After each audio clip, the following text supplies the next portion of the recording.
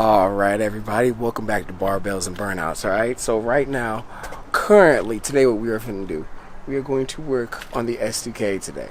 So I have been having some issues with the car, nothing crazy, but every time I start the car, I've been hearing the Serpentine belt whine. So it's around that time where the car belt needs to be changed. The car's at, I think, 102,000 miles. Belt was supposed to change at 90. I got the car recently, so I didn't really know if the belt had been changed or not. And then if you look at the belt, you can see if that focus is in there for you guys. There's a lot of rivets and runs there on the belt. So this belt definitely needs to be changed. All right, so we are going to change it. Alright guys, so right now you can see I am unclipping the airbox just so I can get more space so I can get back there to the belt tensioner.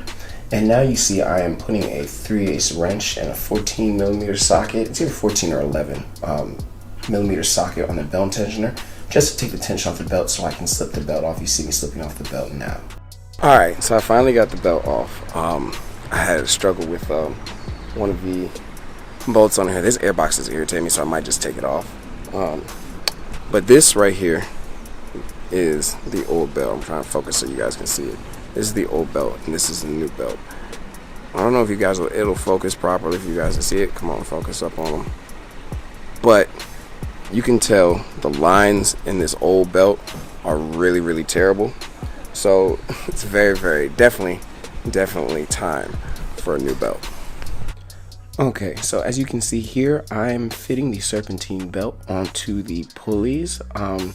It sometimes takes a little bit of finagling, and like I said before, if you have the stock airbox in there, it's a little bit difficult to kind of get back there, but overall it's pretty easy to get them on there.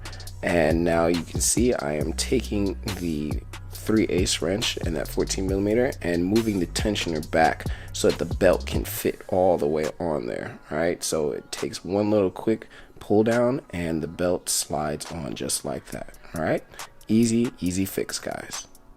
All right, so as you can see, we have the brand new belt sitting on there. I actually did it right, nice and easy. So the new belt is on. So only thing to do is put back on this filter. I might actually need to change this filter because I don't know if y'all see. Oh my goodness, so this is the first time I've opened this filter up.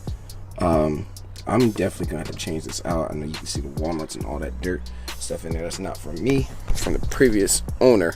I think I'm gonna change this filter out, maybe even take the airbox off, just see how it feels, because taking the airbox off gives me an insane amount more space. But yeah, so that was my change of the Serpentine belt. And as always, you know, with an AP1, you always got to check the oil levels. I know I checked my oil levels a little bit ago, and I think it's been 1,000 miles since my last oil change. Last time I put oil in there, so I will be most likely adding about a quart of oil. But that's about it. So if you like videos like this, subscribe to the channel, check out more of our content. There will be more do-it-yourself videos as well as other quick, fix-it videos being done for the S2000, guys. All right, so like I said, subscribe, like, hit that share button. I'll catch you guys later. Okay, peace.